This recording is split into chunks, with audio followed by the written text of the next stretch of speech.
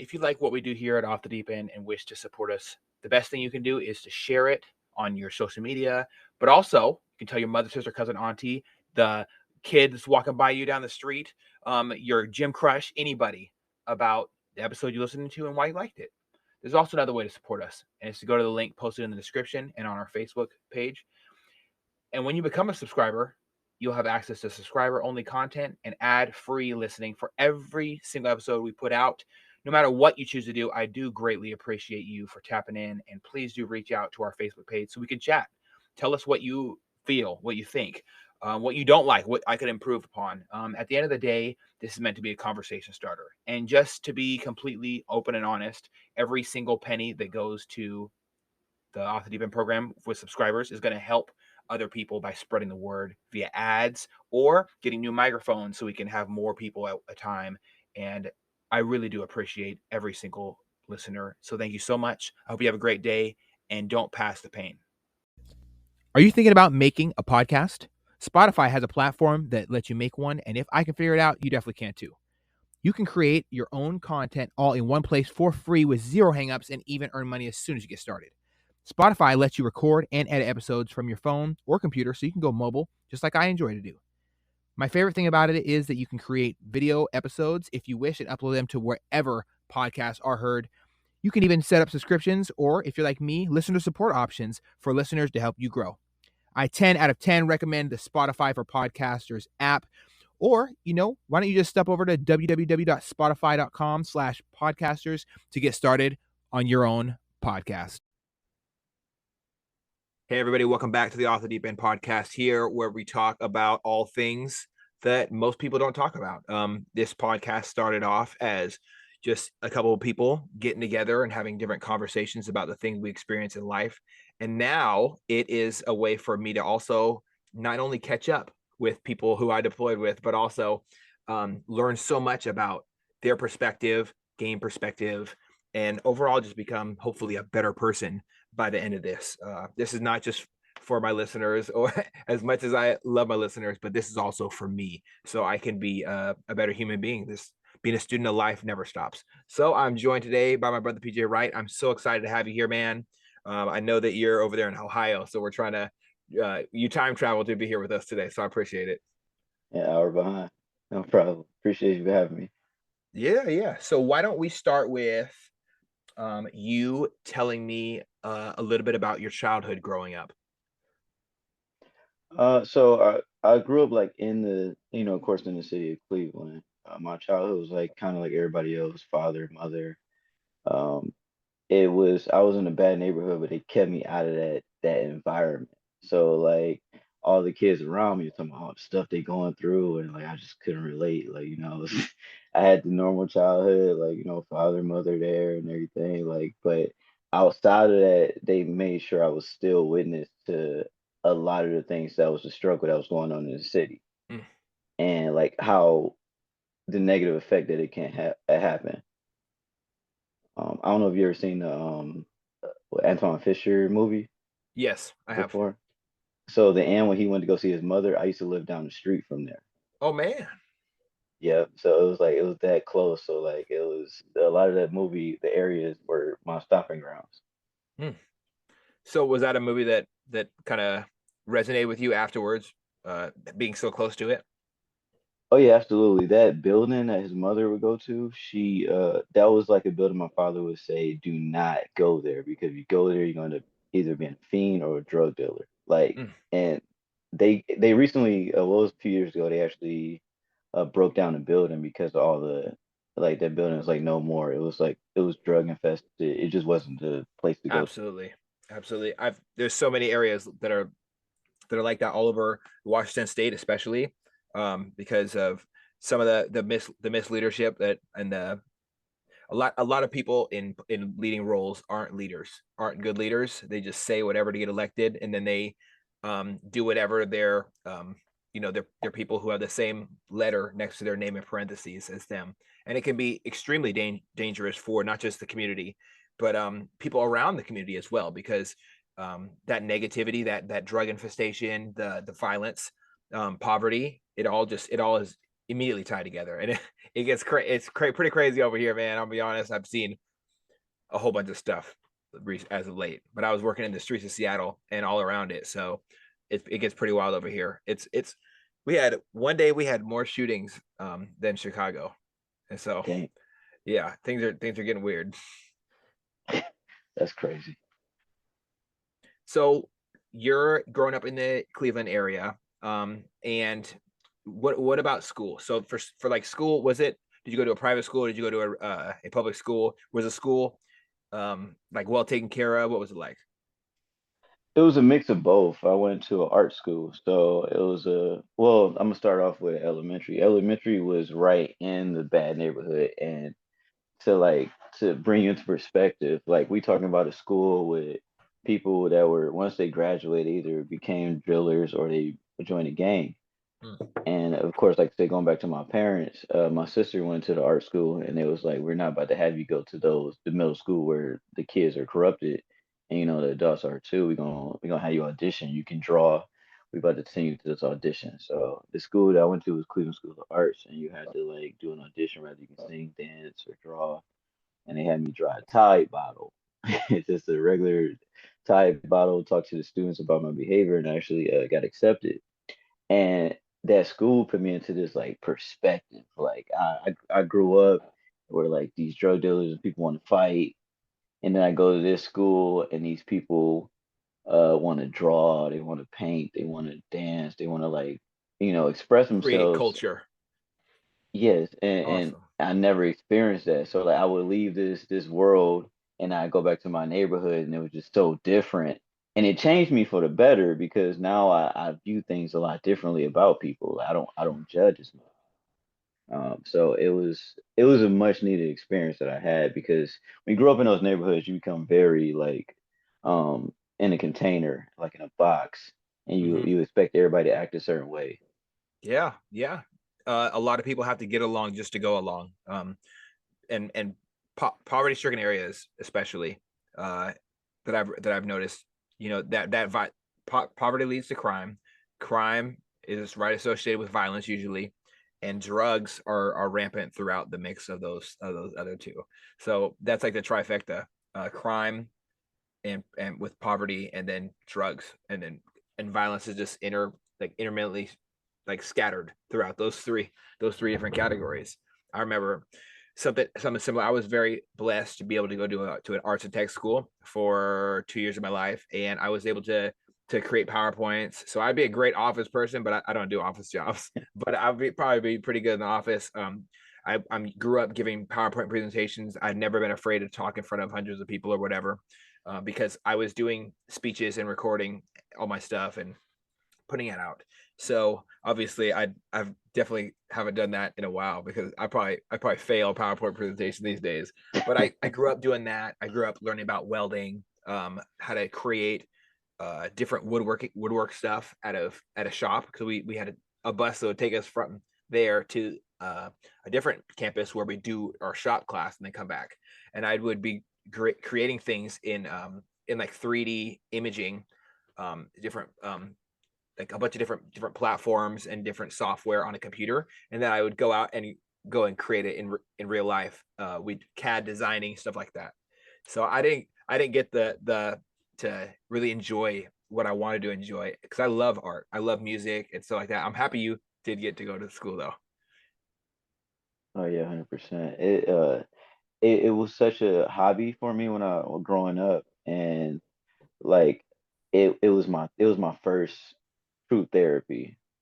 Like it definitely brings you to like a peace place where like you find your ground, you find your center, and you just make something beautiful out of like whatever it is. So Yeah, I find solace in so many different things, but art is always at the top of my list. I can play a 70s or an 80s song or a 60s song and visit a different era that society, a lot of good parts and a lot of bad parts of society have stemmed from.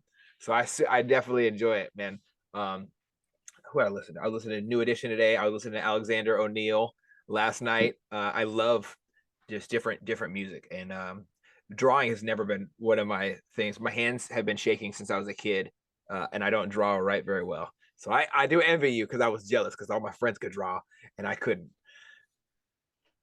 So it's me with music. I wish I could play an instrument. I'm Oh, terrible. yeah. Yeah. What you know, it's never too late to start. And there are some really, really great tutorials on YouTube for learning to play the piano. Um, there, I don't know if you're near Kenley Keys or whatever, but over here we have Kenley Keys, and I can just go and buy a violin and learn how to play it. They have like different instructors that come out and different musicians that like to come and show up and just be there. And so you'll walk into the store and go to check out instruments or whatever, and you'll have somebody say, "Hey, I'm not doing anything later. You want to? I can help you out. I can get you started a little bit." And it's really cool. Music is just, I met some of the most amazing people in music industry. I played the violin for 6 years and the cello, the piano, and a couple other things, but not no more. Not no more though. That's Yeah, man. So you're in art school. What on this earth told you that it's the best idea to go to the Navy? that's the most asked question I ever got. So I'm like I'm not like so I've always been like real smart, but like school, like far as like curriculum and everything, it just wasn't me like at the time, like and I, Yeah. I just couldn't get with it. And everybody I remember growing up and I was always hiding behind my own shadow growing up. Mm, Like I could never step to the surface. And a lot of these people are so confident what they want to do. They want to go to college, they want to do all this, and I'm over here like still, I'm still trying to figure things out. And I had a friend that had signed up for the Navy. He was like, "Yeah, I'll go here." I was like, "Do they go to war?" And he was like, "I mean, yeah, but like you don't have to pick the job for war." And I'm like, "Oh, okay." And he just told me like how the vacations work and all this stuff with vacation. Anyway, and then he um he just pointed me to the recruiter.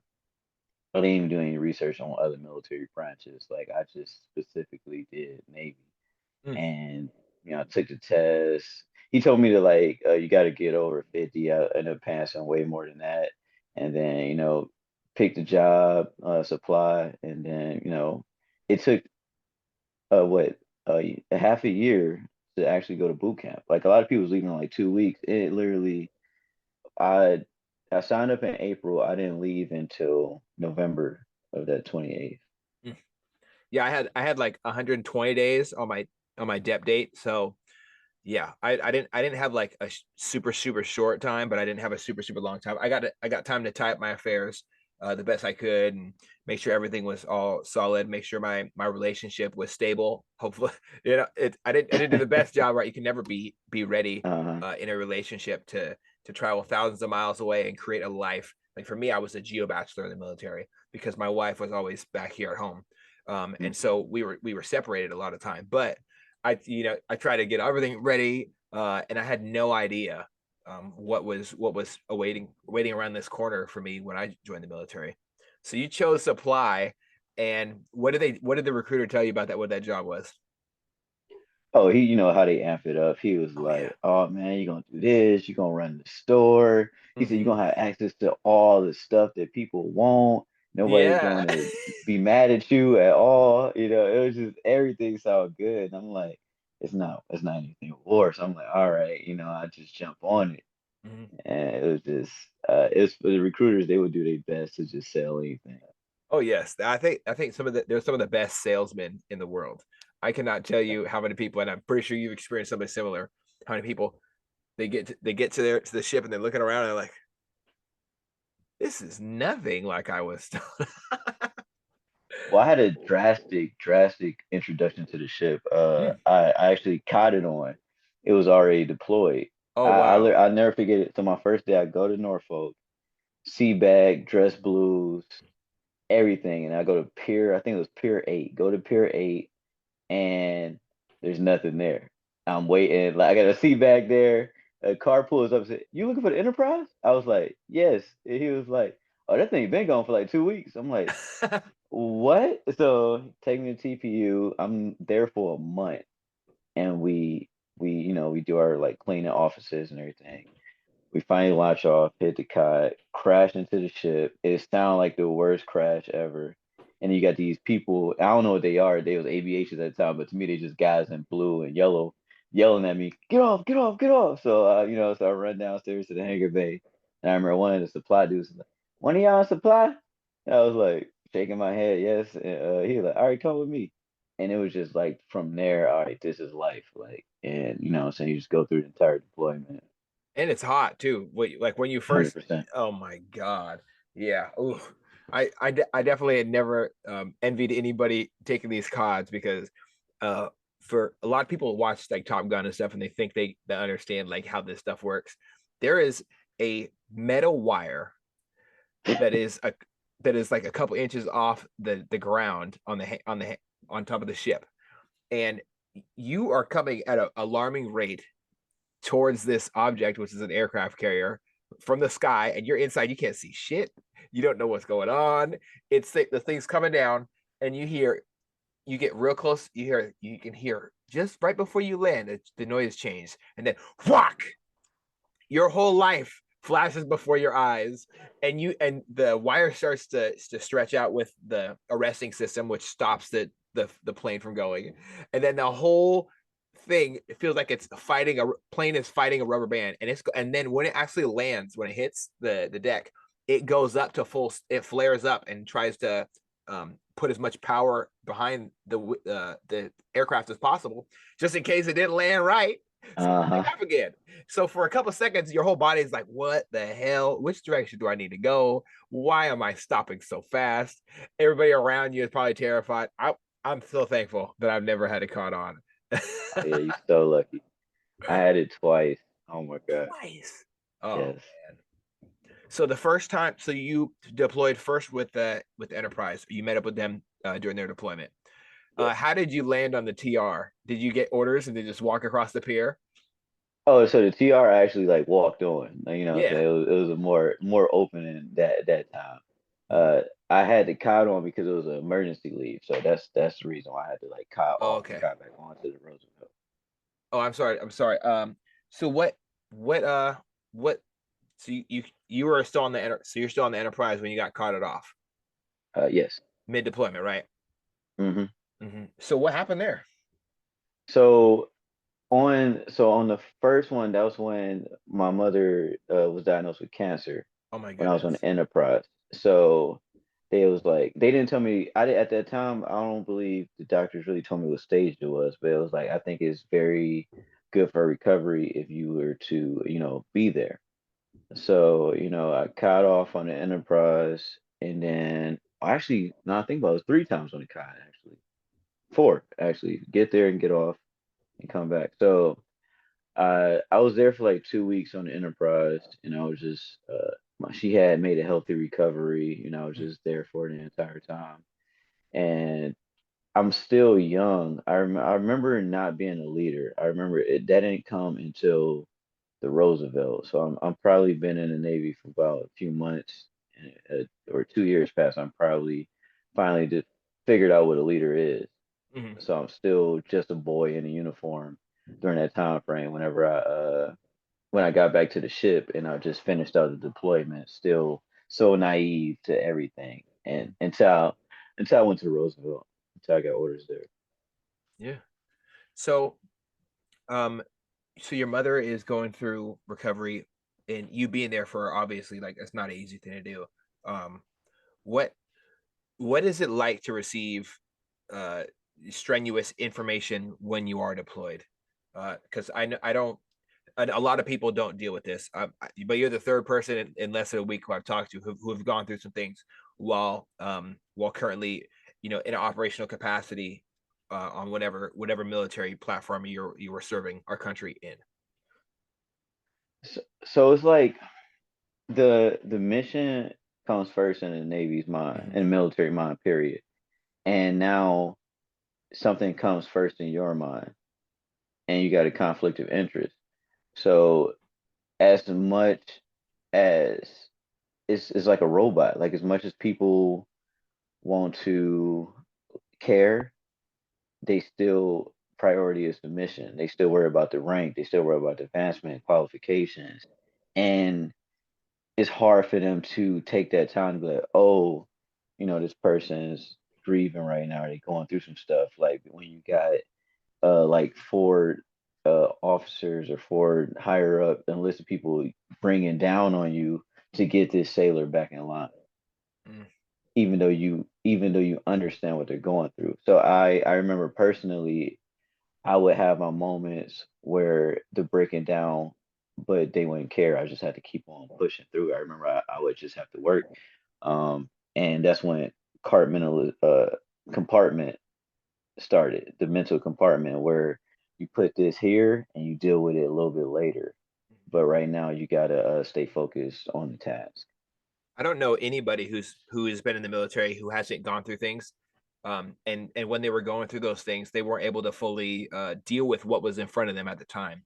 Going, being able to like being in the regular world, you're able to hear bad news. This person got cancer. This person's dying. This person got shot last week.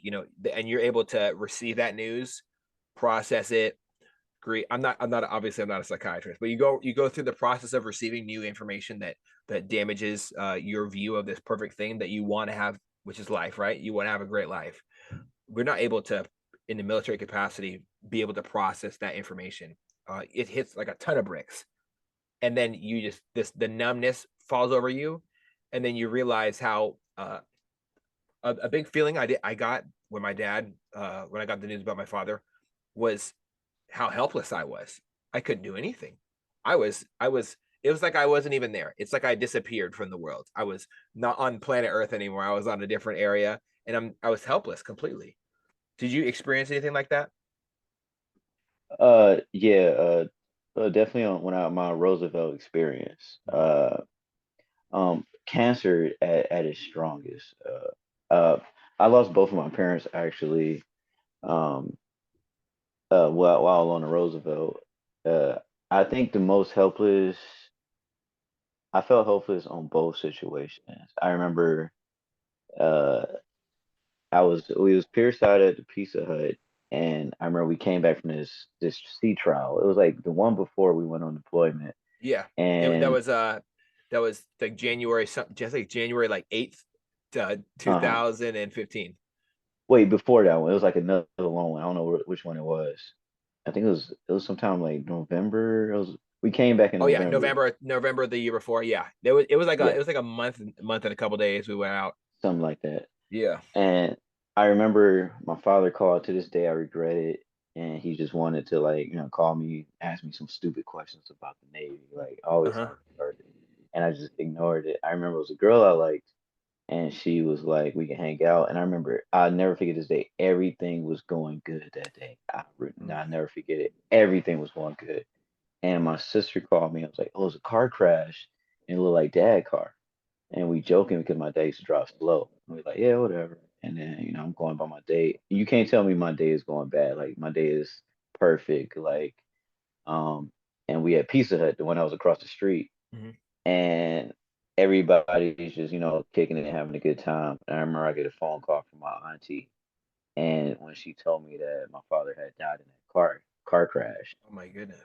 everybody was yelling at me on the phone. And that was the day that I went from the baby brother to the man of the house. Because now they ask me, what do we do? And I'm helpless because I'm in Virginia and they're in Cleveland. And I'm like, you know what I'm saying? Like, I have no idea. And I remember my friends was talking to me, and I remember whatever they was talking about. I just remember saying my father died and just walk into the ship. Mm. Like, that was probably the toughest. And then the second time was my mother, just watching her wither away from cancer. There's nothing I can do about it. Oh my goodness. I'm so sorry that those two things happened to one, your parents, and two to you. And it it's never easy for people to go through things like that, man. And I really do send me and my family's love to you, brother. It's tough to hear that. I'm so sorry.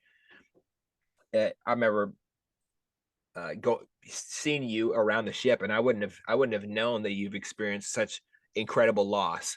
Um, there's never an easy thing like that has to do. There's no easy part whatsoever dealing with death, but dealing with death when it's close to you is the worst. So I'm sorry you had to go through that, man.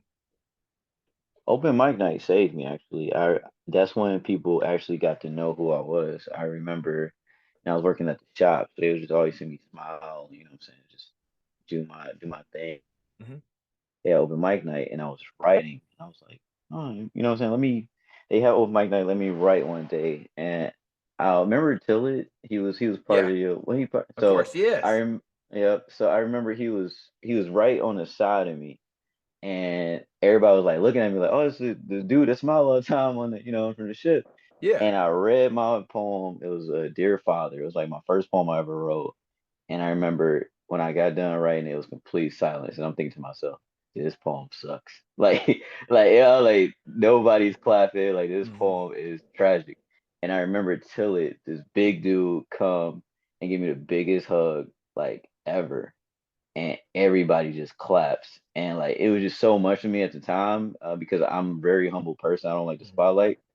And I remember I just took off, like just walked down the hallway, and it was just like everybody was just like they was really there for me. It was just showing like how much people actually, care. It was like a moment to, break some type of ice or tension and open myself up to people. I got the goosebumps when you said that. Oh my goodness, Jesus Christ! Yeah. I can't believe um I I never went to open mic nights ever. I was always busy doing stuff. I was so just trying to focus on my job, right? All the Mhm. time. People often remember me yelling, yelling, walking fast, or or Catching the walking skaters. behind somebody, right? And I I remember you really wish cut I all the was there to skaters. see that.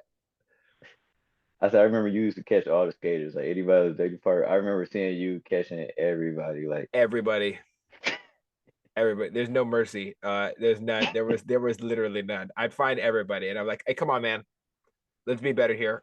Uh, we had a enormous workload, and we got the shitty end of the stick on a lot of things. I'm gonna be honest. Normally people have one, just general quarters or just come help out with unwrap. So let me tell you what the worst day ever is. Okay, for anybody in deck department. If anybody in deck is listening, you already know what I'm gonna say. So you have the balls to four, which is the midnight to 0400 watch, right? mm, As soon as that's over, you have to go prep for general for unwrap, right? So so as soon as you're done with that, there you have to go and get all your stuff ready. You might be able to lay down for 10 minutes if you're lucky. Really doubt it because you just stayed awake for driving the aircraft carrier or looking into blackness all night and hoping that you don't see a surface contact or something like that. And if you do, hopefully it's not the Iranians rolling up on you, shining you the flashlight and shooting their gun to try to spark a response because that's what happened very normally, right? So you get done with your watch, then you got to go get ready for general for sorry for unwrap. So you start the unwrap because I hate general quarters. So I'm already trying to keep up to it. So you start the unwrap, 100%. and about 3 hours later, you're actually alongside the next ship, and you're tied up with these high lines, and you're sending double probe receivers to the aircraft carriers receiving stations on the unwrap stations. You know where people used to smoke cigarettes and stuff like that, and they'd move Uh-huh. this stuff around, and they got the boat deck. Uh, we'd so we get done with all of the bringing stuff over, and this it could be like 5 o'clock by now.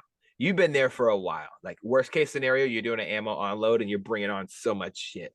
Um, so you get done with that, but it's not over because you just did the balls to four.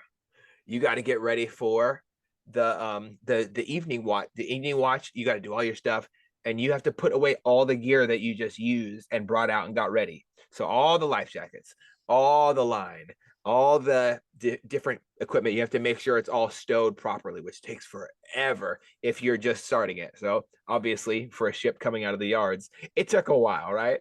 And then Uh-huh. I had to go over my checklist. I had to we had to wrap everything up, and then we still got to finish working hours in just in case, um, unless they lay us below for the day. So we're still working, whatever, blah blah. And then you eat dinner, and then guess what's next?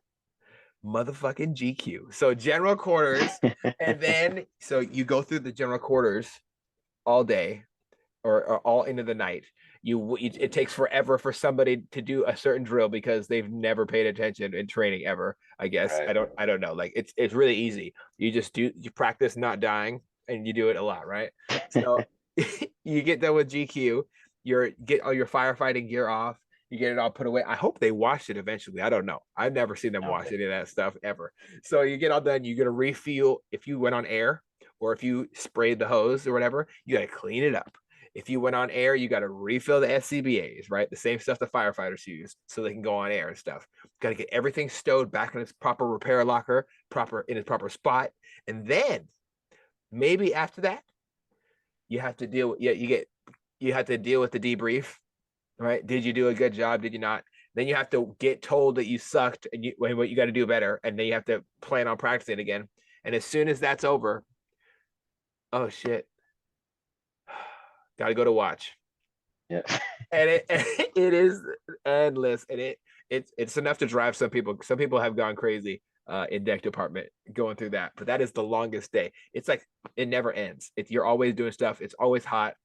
Unless you're really cold for some reason because you're in a cold area, but usually it's I don't know, like 130 to 160 degrees uh everywhere else except for the bridge. The bridge is freezing cold for some reason. Uh-huh. It's like 50 degrees up there, I feel like. So that is like the longest day. So yeah, there was a lot of crazy times where we had these long grueling days and then we have to do the whole ringer. And oh my goodness. And if somebody throws a goddamn chem light in the water, all hell's gonna break because we have that too. We Oh had people yeah. we had people jump off the ship and try to commit suicide. We had a whole lot of crazy stuff happens when you're in the Navy. You never know what to really expect. All right. So the start of the TR deployment, I remember this was my first deployment where it was from start to finish. Mm. Like when I went to the Enterprise, it was in the middle of everything. So everybody had already got adjusted. They already got their feet on the ground, and I was just catching up. Now I'm on a Roosevelt where the feet is in the air. We still trying to like figure out our ones and twos of how to step. Oh And yeah. a lot of us don't know each other. A lot of us from like different ships. So it's like you got that animosity. You got this person from another ship coming in and showing you some stuff from I remember from another ship. Like, so I feel like the TR at the time wasn't camaraderie at the time. Like I remember the Mm. Enterprise, like the littlest things used to make a big difference. Like I remember you'd be carrying a bag up the stairs and somebody come and grab it for you and just do it like that. Things like that I didn't see a lot that I was used to seeing on the Enterprise. Mm. And I remember like we would just do small like courtesies and everything and like how we did things.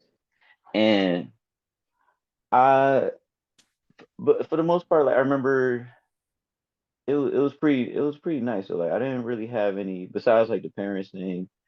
It was a pretty good experience. Like to I remember just the your friends and stuff become like a big family. Like dealing with the loss.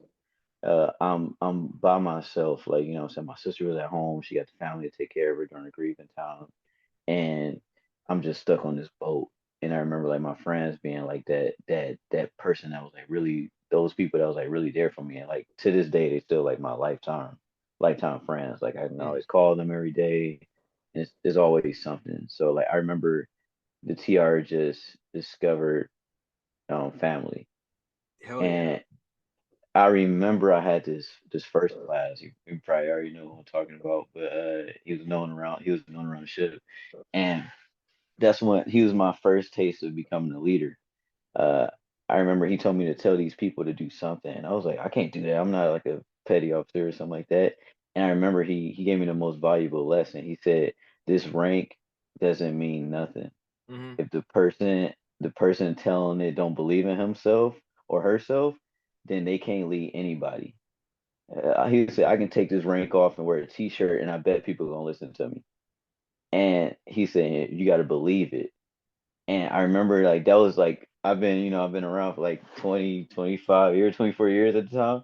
And like nobody's ever hit me with that. You know what I'm saying? And it was like, dang, you know what I'm saying? This whole time I'm thinking like you gotta be this, but it takes a lot to be a leader. You know what I'm saying? Like you can have a rank, people gonna respect you as soon as you walk into the door. People gonna understand you as soon as you walk in the door. But will people respect you when you walk in the door? And that's like the main thing, you know what I'm saying? Like I understand that you're a commander, I understand that you're a petty officer, but do I respect you like once you approach it? You know what I'm saying? Like, and you know the leaders, like when soon as you walk in the building and they just kind of command your presence and you just want to listen to them, and no matter what they rank is, you just trust this person. You like they know what they're talking about. Oh yeah, And absolutely. I remember that. And that was a big that was probably my biggest takeaway of the TR. It was probably like the evolution of me stepping out of my shell and like becoming, a leader or like even a man at that. Mhm. Well, damn, that's pretty awesome, man. I really valued a lot of different qualities in leadership in leaders around me. I also saw a lot of things that I didn't like. A lot of things really bothered me that how people conducted themselves. But not on a personal level, because at a personal level it's none of my business how you conduct yourself as a human being. What is a big deal is how you lead people around you, the example you set, and what's more importantly is how you deal with your constituents, the people that are listening to your instruction and waiting for you to say the next thing. It's really important to command that respect. But ultimately, I had a very difficult time being put in leadership roles, because I had people tell me to do one thing, and then it and then they would do different things, and so it was really weird. But once I kind of got in the groove and found my way, um, I was able to do a lot of different things, and I just keep stacking and my knowledge. I'd study all night. I'd wake up every 2 hours to study for 15 minutes. I'd set all these alarms throughout the night and do it. I did it for months, and I'd advance every time. I got all my warfare pins. I was um, I wouldn't necessarily say an overachiever, because if I was an overachiever, I would have I don't know what I would have done. I would have done a bunch more stuff. But there was a lot of stuff I didn't get to do. A lot of people sadly didn't like how I did things, or didn't like me, and they decided to play favorites and not send me to certain things that I was trying to learn or go to. I wasn't able to do different things to be a better human being, to be a better leader in the future, and to be more knowledgeable. So I took my that knowledge and the responsibility of it in my own hands, and I walked around and I studied myself. So what what what drove you to get out of the Navy ultimately? With the rank that I had, well, the advancement was always low. We talking like 3%, Mm. 5%. And that was a factor. I always knew that I was going to do the 5 and 3. Like I always want to know, like before I decide I'm gonna get out the Navy, let me do my 5 years at sea and let me do that shore duty. So I already had two aspects of it. So this way you can't tell me, oh, you need to do this thing, then you'll know how it will be. Like so I now I've experienced both of those, and that's where it's at. And I just really sat down like the advancement is not good. Like I'm passing the test, but like I'm not, making the quota or whatever. And it's part of that my fault because I wasn't, putting as much effort as I should have been. But like, 3%, 5% is just ridiculous. Like, I wish they would have, fixed the quota somehow. I don't know how they gonna ever fix that because that's like probably 80 years of just mistakes through calculations. Uh, but I'm looking at the low advancement, and after that, I'm at this job giving 100%. Like I remember I started in Jersey. I remember I looked at the guy in the office, and everybody was going to him, and I'm like, I'm gonna be that guy next. Like he's leaving, I'm gonna be that guy. And it happened. Like I was like, we're right at. You know what I'm saying? And I became that person. And then I'm over here like, if I can put up this much effort, why don't I go to somewhere where the advancement is going to be in my favor, instead of risking going on deployment again and getting like a higher tenured out? Ain't nothing, no benefits, no nothing, just a big check, side now, or like you literally gave your sweat and blood to this organization, and you don't qualify for like a retirement. So part of it was fear Mm. of that, um, self-preservation, I would say, more than fear. Like, if I'm gonna be giving my sweat and blood, let me go somewhere where actual retirement is, legible, actually can happen, instead of them saying, yeah, investment too low, so we're gonna hire 10 you out. So Yeah. that was definitely like a big focus. I have seen so many of my people I serve with get higher tenured out and lose opportunities, just people just lose the drive based off of the Navy's, like if the Navy said, okay, we don't need to advance these people. I You could have the most bright focused person fail or not advance because like PNA, pass but not advance. And it's so frustrating to see that happen to people. There's no reason. There's a lot of different reasons, obviously, because the government says so. But for Hmm. me, it's no reason to give up so much of yourself. You're giving, not like a lot of people think that it's just a normal job. It's not just a normal job. 365 days of the year, you are actively doing something that doesn't have to do anything with what you want to do. You're committing your life to it, and it's not something you do as like on the weekends. It's something you're committing to all the time. It's who you are. You have to show up. You have to make sure the ship's ready to deploy. You have to mission first. It's not about us, um, and that's part of the service to the country.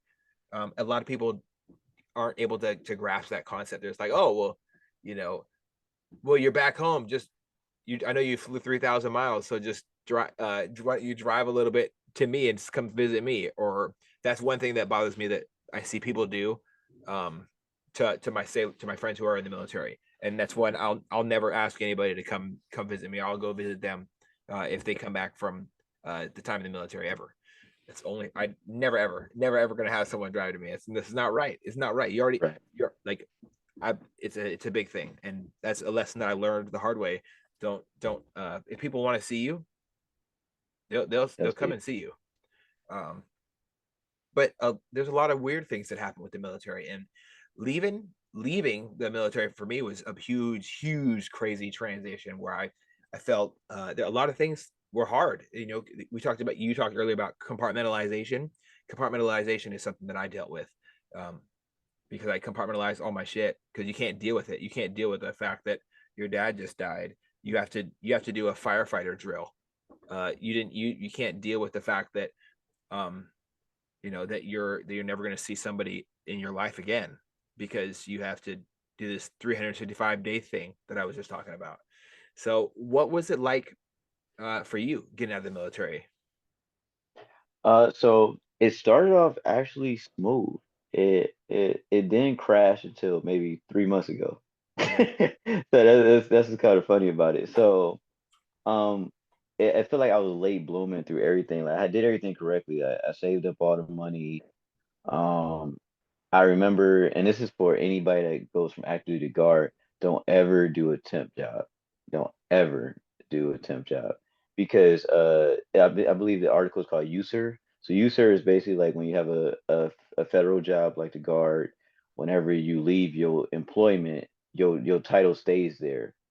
If it's a raise, you get that raise. Like it's basically like you're still there, but you're not there because the military got you, like if they seen you somewhere. Now, because when you through a temp agency, you're with that temp agency, but the temp agency is an umbrella for the job that you work for. So they don't have to worry about that article. They can say whatever they want and get rid of you. So joining the guard, I ended up getting activated a lot. Like I had to go to the prisons, I had to go to the riots, um, so I wasn't in a stable job where they could hold me. Um, so like eventually that took a financial toll and I was like, I need to figure things out. And then it didn't crash until I left training. And then you go down and out and you like, I don't know what I'm gonna do. Like, I gotta figure it out because, I got no parents. So it's like, I don't got mom and dad to like move in. I don't got no advice. So it's like, it's just me. And, you gotta push yourself off that wall. And I remember that week, I was like, no temp jobs. I applied for all these jobs. I had 5 interviews a week, like straight. Like, I'll go to one interview, leave, hour later, go to another interview. And it was like that the entire week. And then I had to take all these prerequisite classes for college, and they just on me, like in math, science, all that. I'm taking all these classes, and I ended up scoring pretty high on, well, yeah, actually very high on like most all the classes, so I can get into the advanced courses that week. and they congratulate me, but I'm still over here stressing about like a job interview, and end up getting the job that I've been wanting when I first got out. And it's now is like I've learned so much from that fallback, and now it's just like a patience. Like everything is falling into place. Now I just gotta wait, I have and go from faith from now.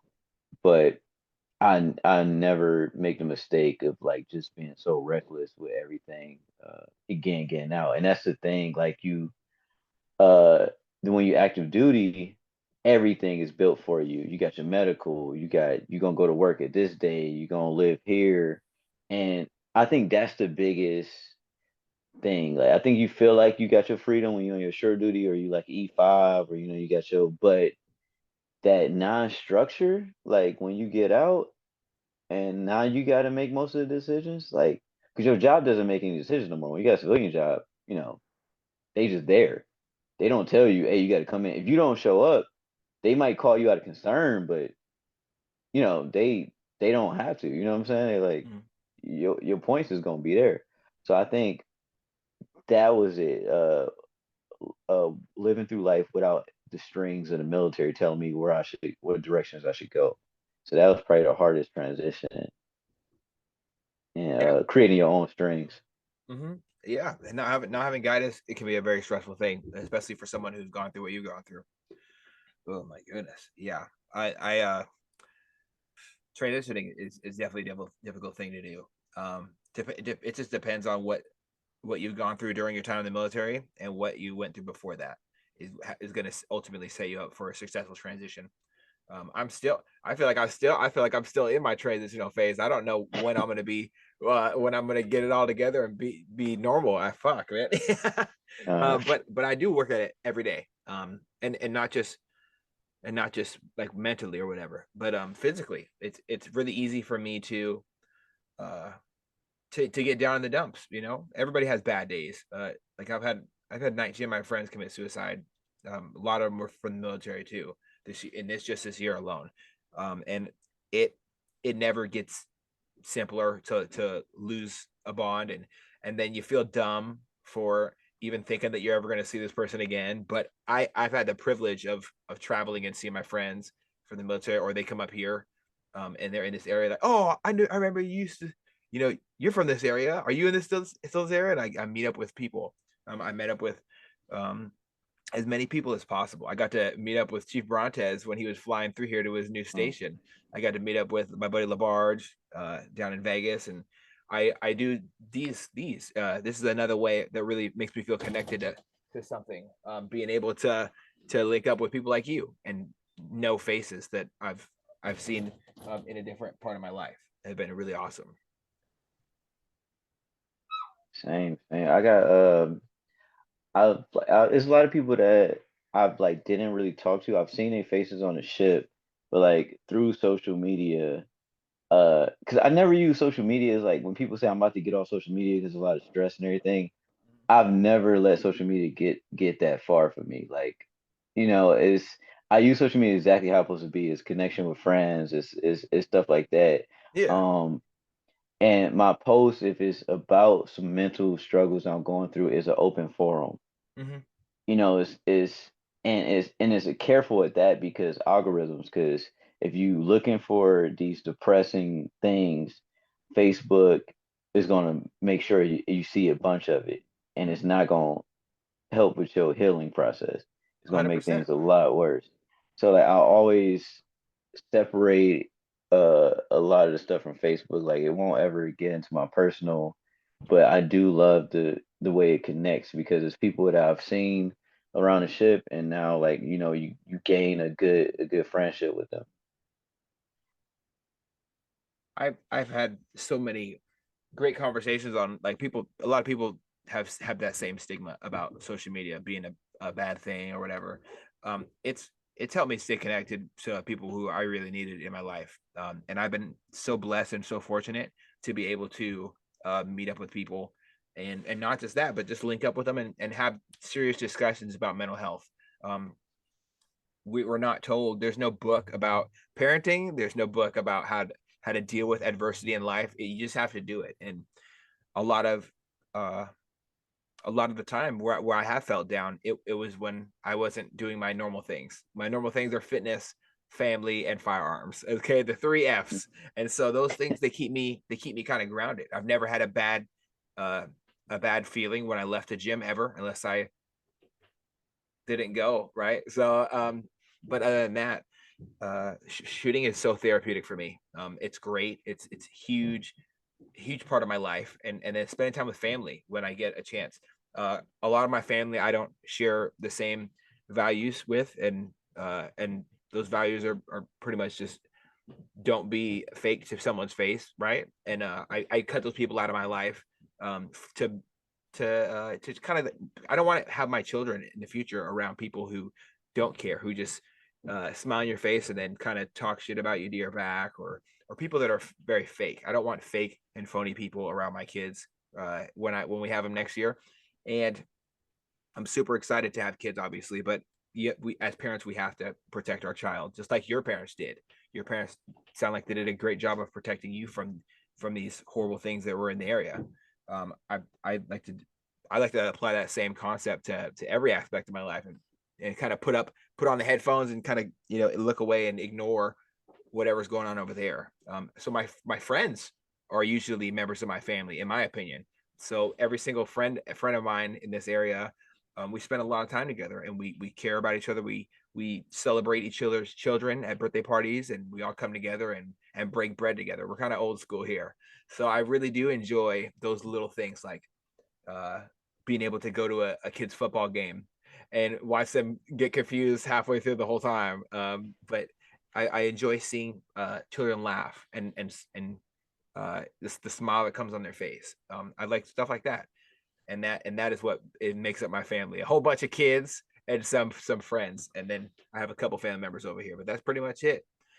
I I uh I I want to create a world that supports positive growth, and a big part of that is not judging me based off of my past, uh or thinking that I can't have a better future, pretty much.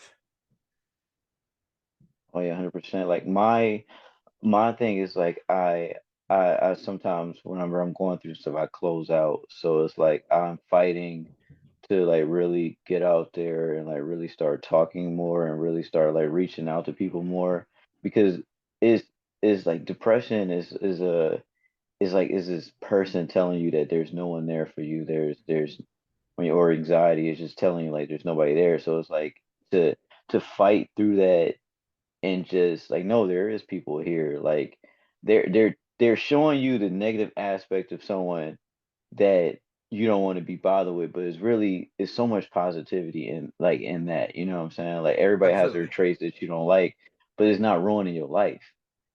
You know what I'm saying? You're ruining it yourself. Like, and it's so many people that I have to fight a lot. Like I gotta like to answer that phone call, to do that text message. Like I remember putting on my post, like people just they don't understand how hard it is Hmm. to do that, to control your feelings, to simple. They don't know if I'm going through anxiety when I get a phone call. Hmm. So Well, to phone calls answer are that associated, call, especially for you. Phone calls mhm, can be associated consciously or subconsciously with trauma and traumatic experiences, for real. 100%. And they just don't know that. So sometimes it's a little bit hard because they don't understand. Um, but like it's a fight. It's a fight every day. And I am thankful for the people that's in my life because they definitely check up on me to reach out to me.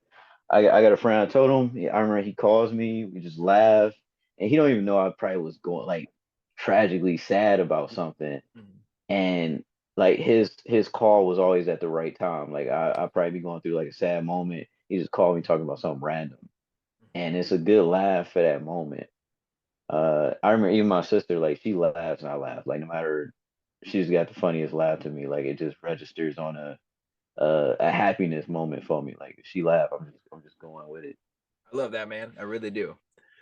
I've had definitely some struggles in the past with my own mental health and stuff like that, but I me the more positive integers I put in place, the more I say okay, let's step out of our shell, because I've had issues um, being around people who I'm not, I'm pretty sure I would say I'm socially awkward. I honestly would say that a lot of times I can come off as abrasive, or or just I've heard a lot of different things, but um it's been I've had my struggle days as well, where I was acting out of character because I was trying too hard to kind of blend in with people when I was feeling like I just wanted to be alone, and I was sad, very downtrodden. And I think a lot of it, there's a lot of different things we don't talk about leaving the military with. We get, a lot of us feel a lack of a purpose, some separation anxiety can happen too. We're being ripped up. You know, a normal family unit can consist from anywhere from 3 to like 100 people, depending on uh, you know, who you have around, how close your family really is to each other. We were just we were just deployed with 5,000 people. We knew all their faces. You didn't know everybody's name, but you remember their faces for sure. And when you leave that, you it's a bit there's a big shoes to fill. You're not just you weren't just out there with Joe Schmo and some other people. You're around there with people who you're spending about 365 days a year with, unless you travel home, unless you're fortunate enough to travel home and stuff like that. But you're, for the majority of the year, you're spending with these people in the military, and when you leave them, a part of you leaves with all them. I remember every time I see somebody who I was in the military with, I get all excited and happy, and I want to know if they how is their family, how is are they still in, like I reconnected with you. You are now doing a completely different career field, and but you're doing something that's even better than that. You're talking about um struggles you've been having with mental health, and how you and now we're talking about things we do to overcome that. For me, fitness is the easiest way. If I'm feeling really down, I got to get a workout in, and what it does for me is it forces cortisol, you know, the stress hormone in the brain, to get the fuck out, and I get swarmed with dopamine and happiness and excitement. It pumps my blood. I'm able to sleep better. I My metabolism stays high, so I don't put on a lot of fat. I just drink more water, you know, a gallon and a half a day, and I'm just in. I feel great when I feel like I'm doing something that has to do with my physical image, right? I feel good. It built you the like bodybuilding was awesome, but it was more for that about a spiritual journey with myself, finding out how long would if I could persist at something, and what would the result of it be. And it was just mental health. My mental health was perfect. I felt great every single day. I didn't have any depressive thoughts. I wasn't sad very often. I was usually very happy because I was always being active. I had no choice but to be happy, right? So what are some of the things that you do other than reconnect with friends? Oh, definitely working out. That's my cousin kind of talked me into going to like a new gym that we got here in Cleveland. And at first I was like sporadic with it, but once I started like building a routine, like it felt good to like see a difference in my body physically, and like you said, mentally, it does like knocks out a lot of those like negative impulses that you have, Mm-hmm. and bring out the more positive. Trying new things, like trying new restaurants. I actually got a son, so like the times I get to, like have fun with him, Mm-hmm. that's great. His smile just, always gets me every single time. I Uh, love it. Also, I would say, it's another. I like sometimes like nature, like going to the lake.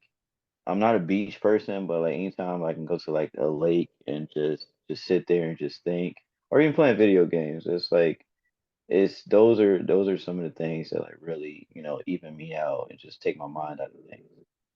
Awesome. Awesome. I love it.